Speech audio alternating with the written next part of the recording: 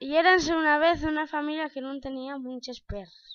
Pero un día recibieron de herencia una casa nun pueblo de Villoria y fueron a vivir para allá.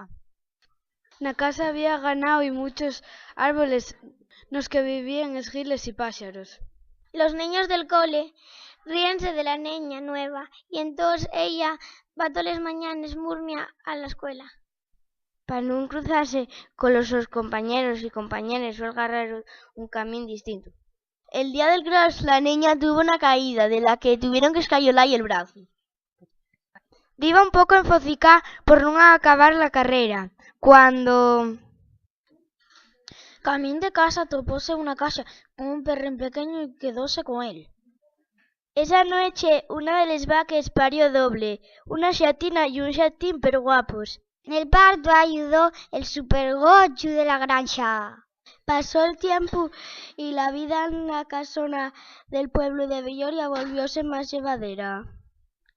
los pars habían topado trabajo en un restaurante y tenían más perres.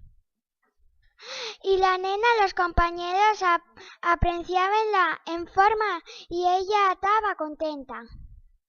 El perrín que topara en el día la carrera fíciase grande y parecía de la familia de los San Bernardo. Solía jugar con los esgiles y los pájaros que había en los árboles de la casa. Un día vino un director de cine buscando personajes para una película de fauna autóctona. En un principio solo iba a ver animales salvajes, como el lobo, el jabalí, águila real, oso pardo.